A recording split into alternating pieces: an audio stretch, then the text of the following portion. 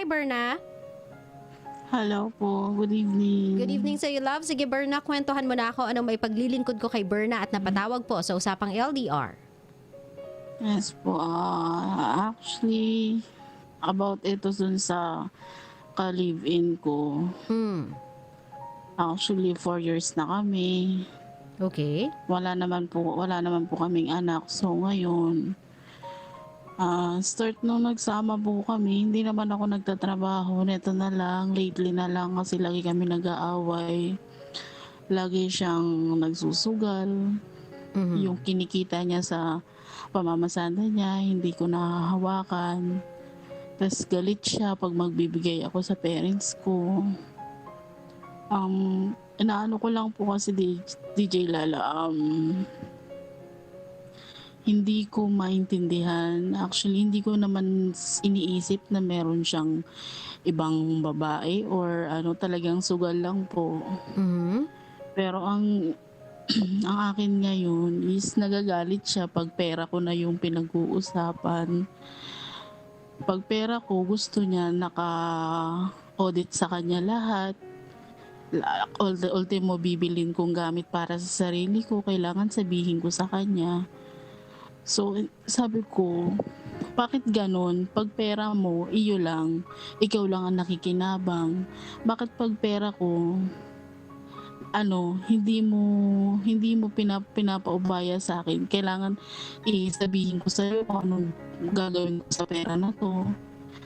Tapos ako na lang lahat. Ako yung nagsasacrifice, pambayad ng kuryente, bahay, tubig.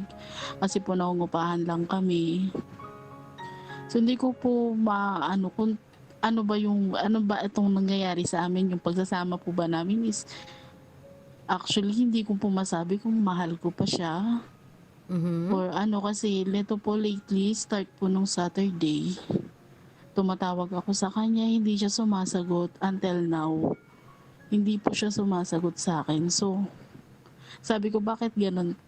Kung talagang wala siyang ginagawa, bakit hindi niya ako kayang sagutin yung mga tawag ko? Ako yung nag-e-effort kahit po na nasa malayo ako yung nag-e-effort sa kanya para tumawag. Kahit na siya yung may kasalanan, ako pa rin yung nag-e-effort sa kanya para humingi ng sorry.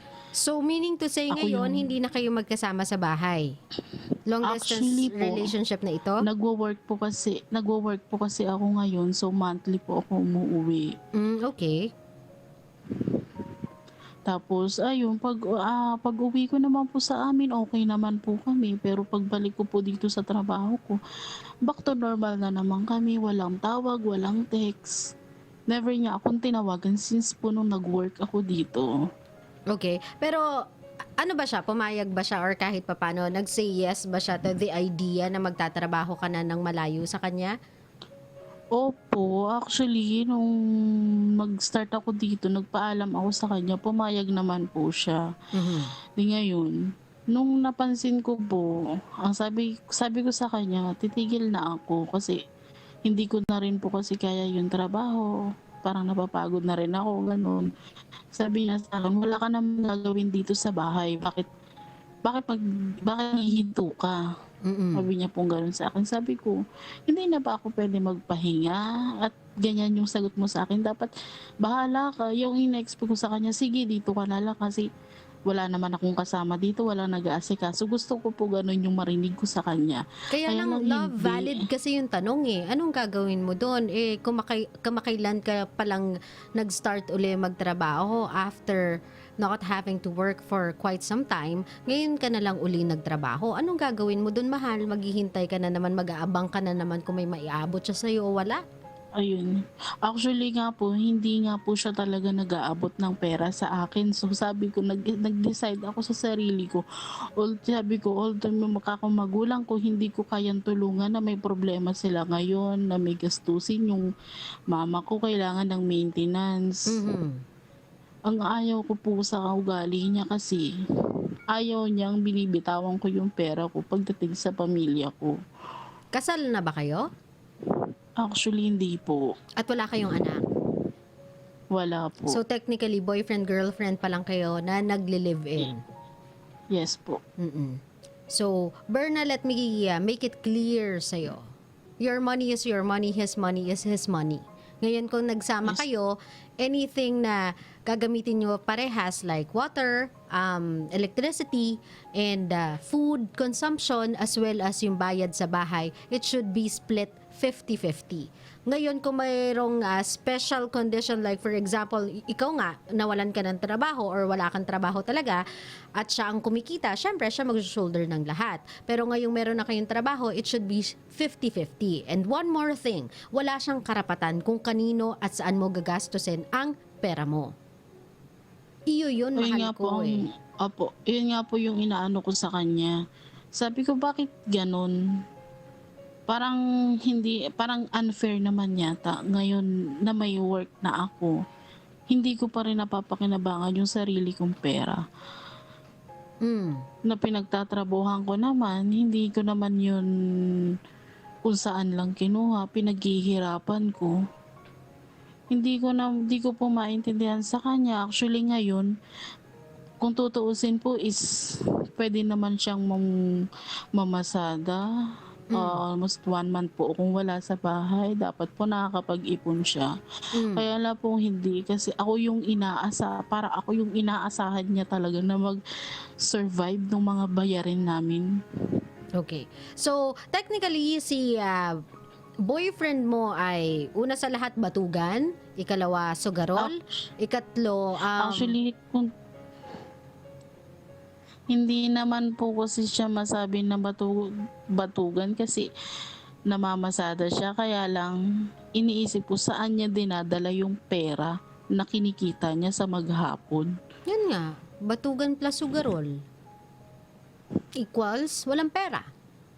So, ikatlo, asa. Asa sa'yo. Yan nga po. Oo. 'Di ba? Ganito, Kaya po, Berna, no? ang sabi- Hindi mo pa kasi siya asawa eh. Isipin mo muna yung sarili mo, no? Just for this moment, tanggalin muna natin siya sa picture. Isipin mo muna yung sarili mo. Nakikitaan mo bang may future ka sa taong to? Sa future na hindi pa sa taong wala pa man, hindi pa man kayo mag-asawa, kinokontrol ka na. Hindi pa man kayo mag-asawa, alam niyang may pangangailangan yung nanay mo and I'm sure na i-open up mo yan sa kanya, pinagbabawalan ka ng tumulong sa sarili mong magulang. Sa tingin mo Opo. ba may future ka sa ganyang klaseng lalaki? Sa tingin ko po wala din. So sabi ko, nisip ko, ano ba to? Hihiwalayan ko na ba? I-give up ko na ba? Sabi naman nila sa akin, bakit mo i-give up? Simpleng problema. Hindi kasi kayo ang nahihirapan, ako. Ba't ka kasi Ako yung nagtatanong sa kanila? nahihirapan dyan sa time na. Di ba, mahal? I mean, you don't ask people certain questions na alam mong ikaw rin lang naman sa sarili mo ang kayang mag-decide. Kaya mong mag-decide kasi you do understand kung ano yung pinagdadaanan mo. Those people that you are seeking advice or pieces of advice from are people who doesn't have any idea kung ano yung pinagdadaanan mo, mahal ko. Wala silang alam, kumbaga. Para mong tinanong yung nurse kung paano gumawa ng bahay. Of course, the nurse cannot tell you anything about how to make or create a house. Ano yung fundamentals bago ka makapagpatayo ng bahay. Kasi nurse siya eh. So, ganun din yan sa ibang tao. Hindi mo sila pwedeng tanungin sa certain decision na ikaw lang yung nakakaalam. If you think, kaya nga sabi ko sa'yo, for a moment, mag-isip ka muna ng para sa sarili mo. Kung nakikita mong wala kang patutunguhan sa taong to kasi walang naiipon kahit may pamasada, nagbibigay ka na, wala pa rin naipon, kuryente, tubig, yung consumption siguro naman bawas, baka nga wala pa kayong binabayaran sa kuryente kasi baka hindi pa kayo umabot ng 200 kung namamasada siya, technically wala siya lagi sa bahay, so dapat wala gaanong bill, hindi dapat gaanong umaandar yung elektrisidad, o anong nangyayari, ba't kayo may nababayaran? Ibig sabihin, hindi siya namamasada, andun lang siya sa bahay. Pangalawa, hindi niya kayang pakainin yung sarili niya sa sarili niyang pera. Sa pamamasada, sa 50 pesos, may pagkain ka na eh. Busog ka na nun eh. O diba? Ano nangyayari? Tapos, ikatlo, hindi ka pa makapagbigay sa pamilya mo nang hindi niya sisitahin. Hindi pa man din kayo mag-asawa, sinisita ka na sa pagbibigay sa mga magulang mo. Hindi ka pa man nakakatulong at nakakapagbalik tanaw or balik loob sa mga magulang mo. Kumbaga, kahit pa paano abot-abot sa dami ng pinagdaanan nila para sa'yo, pinagbabawalan ka na ng boyfriend mo, boyfriend pa lang to Paano pa kapag meron na kayong pamilya? Paano pa pag meron na kayong papel na kayo ay mag-asawa. Hindi ka na talaga makakapag-abot kahit kailan? Naiintindihan mo ko, love? Yes po. Before ka makipaghiwalay, kausapin mo ng masinsinan niyang boyfriend mo. If you have to go home, if you have to go back kung saan kayo nakatira, go back there and talk to him personally. Nasabihin mo sa kanya, this is a life na hindi ko pinangarap. Pero ginusto ko kasi mahal kita. Pero the way things are going on right now, it's not something na pagtsatsagaan ko. Not because ang hirap. Yung hirap kaya ko yan eh. Lahat naman eh, kahit saan mo naman ako ilugar, siguradong maghihirap ako eh. Before ko ma-achieve yung sarap ng buhay eh. Pero yung ito na parang hindi tayo nakakapagtulungan, yung itong parang sinasakal mo na ako, yung itong hindi mo man lang ako magawang i-text man lang, kahit doon na lang sa pinakasimpleng i-text na lang eh. Bilang girlfriend mo, hindi mo ako magawang kamustahin eh. Itong ginagawa natin na puro lang tayo bayad ng walang pinapatunguhan yung mga pera natin, wala naman tayong anak, wala naman tayong obligasyon, wala naman tayong responsibilidad na pag-aralin, pero pareho tayo nagtatrabaho and yet wala tayong naiipon. This is a life na I'm sure bound to nowhere. Walang patutunguhan. So ganito, makinig ka sa akin ng mabuti. Kung gusto mong ituloy pa tong relationship natin, ayusin mo yung sarili mo. Sabihin mo sa akin kung anong gusto mo, sabihin mo sa akin kung anong kailangan mo, sabihin mo sa akin kung saan tayo papunta para alam ko. Pero kung wala ka talagang plano at ang gusto mo lang mamasada para mayroong kang pangsugal, tas sa akin mo kukunin lahat ng mga pambayad sa mga bills dahil na ipangsugal mo lahat ng pera, then I'm off. It's over for me. It's not something na pagtsatsagaan ko. Kasi ayokong mabuhay nang binubuhay ko yung bisyo mo. Naiintindihan mo ako, Berna? Opo. Feeling ko kasi itong sama ng loob mo sa kanya, kina-cloud nito yung true feelings mo sa kanya. Kaya kanina ko pa hindi ikina-accommodate yung sinasabi mo sa akin, feeling ko hindi ko na siya mahal eh. Hindi eh. Hindi muna pwedeng pag-usapan yung pagmamahal ngayon. Doon ka muna sa practical eh. Kina-cloud ng problema at ng issues ng relationship ninyo yung totoong nararamdaman mo. That's why you cannot think clearly about how you feel for this guy. Kasi masyado kayong maraming problemang dapat isipin at unahin kaysa sa nararamdaman mo para sa kanya. Kasi totoo nga naman, love is not enough. Not enough if you want to start a family of your own. Hindi mo naman mapapakain ng pagmamahal yung pamilyang yan eh. Though it's a start, a good foundation, pero if you want to live your life, sustain a life, love will never be enough. You need something more than that. Unfortunately, wala kayo nun. Naiintindihan mo ko, mahal ko? Yes po. Kausapin mo siya one last time. Ibigay mo to sa inyo or ibigay mo to sa sarili mo sa ngalan ng pagsasama ninyo, sa ngalan ng katotohanan na kahit papaano minahal mo tong taong to, sa ngalan ng lahat ng pinagdaanan ninyo. Pero wag yung mentality mo ay gusto mong umuwi sa kanya, tapos sabihin na sa sarili mo, gusto ko kasi text niya ako, sabihin niya sa akin, wag na lang akong magtrabaho, doon na lang ako sa bahay. Anong gagawin mo doon, Berna? Anong mararating mo doon? Anong kinabukasan naghihintay sa'yo doon? Instead na ikaw yung kahit papano alam mong may nasusubing pera para sa sarili mo, para sa future mo, nakikiamot ka sa isang tao kung kailan ka aabutan. Anong klaseng buhay yun? It's kinda useless kasi. Kung uuwi ka sa kanya, tas wala din naman palang magbabago, ganun pa din, worse pa kasi wala kang pera, mana pa na nandiyan ka na lang. Nagtatrabaho, napapagod, pero kumikita. Naiintindihan mo ako, mahal ko?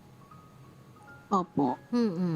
Ngayon, kung meron kang gustong sabihin dito sa boyfriend mo na kung umastay akala mo tatay mo at may pinagkakautangan ka ng loob sa kanya, ano gusto mo sabihin sa boyfriend mo? Gusto ko lang po sabihin sa kanya na sana ma-realize niya rin yung pagod ko dito. Hindi yung puro sarili lang niya ang iniisip niya. Sana tanungin niya rin ako kung kamusta na ba ako. Kung ano ba ang nangyayari sa akin. Kung may magbabago pa ba sa kung ano yung relasyon namin ngayon. Hindi ko hindi ko masabi kung ano talaga yung inaano ko sa kanya, pero gusto kong magalit sa sarili ko. Bakit nagtitiis ako sa kanya ng ganyan ang tinatrato niya sa akin. Kinakamusta niya lang ako pag may kailangan siya sa akin. Hindi man lang niya ako matawagan. Hindi ko hindi ko maisip ng sobra kung bakit kami na karating sa ganitong sitwasyon.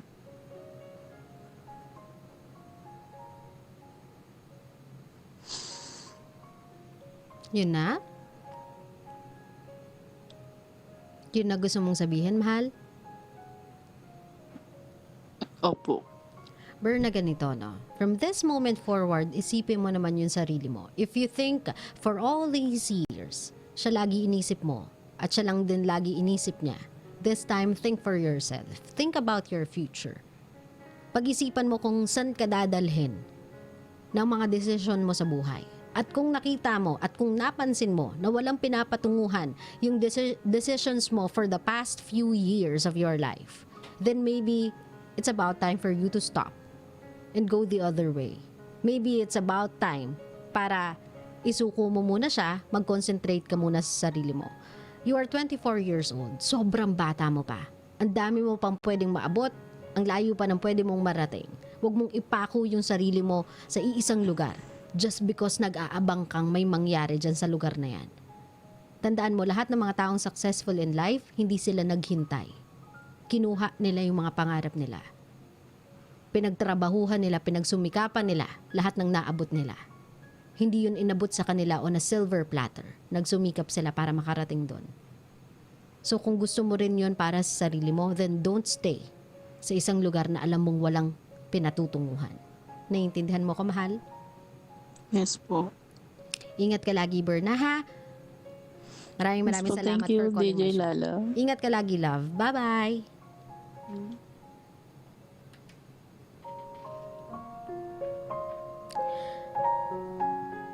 Kabisyo, no? Let this be a reminder to all the ladies out there. Magkaroon kayo ng sariling pangarap ninyo. Magkaroon kayo ng sariling goal na dapat nyo at gusto nyong abutin. Huwag lang kayong mag-abang sa araw na makakapangasawa kayo, makakabuo ng pamilya, and that's about it. I'm not saying that that is a bad thing. All I'm saying is, do not waste your potentials waiting hanggang mag-propose yung lalaking yan. Kasi kung yun na lang yung hinihintay mo para masabing naabot ko yung next step ng buhay ko, ang sad niyan. Habang wala pa yung panahong yun, habang wala pa yung pagkakataong yun, do something with your life. Do something that excites you. Do something that makes you proud of yourself. Huwag kang laging nag-aabang na yung knight in shining armor ay dadating tas bibigyan ka ng magandang buhay. Hindi lahat ng kwento ng pagmamahalan Prince Charming ang tema. Sometimes, you have to create your own path to success. Even if it means mahihirapan ka. Even if it means mapapagod ka. Kasi wala naman po talagang road to success na easy peasy eh. Lahat yan may kani-kanilang stories of hell. Lahat yan may kani-kanilang stories of struggle. Kasi it's just but normal na lahat ng gusto mong marating sa buhay may pagsubok. Pero hindi mo yun mararanasan, hindi mo yun maabot, hindi mo nga mararating yung path na yan kung ikukulong mo yung sarili mo, ipapako mo yung sarili mo sa isang taong wala yatang pangarap sa buhay. So if you think wala kang future with that person, if you think that person doesn't do anything or cannot do anything para abutin yung sarili niyang pangarap, then I think it's about time for you to think about kung magsistay ka pa ba o hindi na. And if I were you, just for now, wag muna. Masyado ka pang bata eh. 24 years old para mag-abang sa isang tao para buhayin ka. Masyado pa yung bata. Marami ka pang pwedeng marating. Sayang.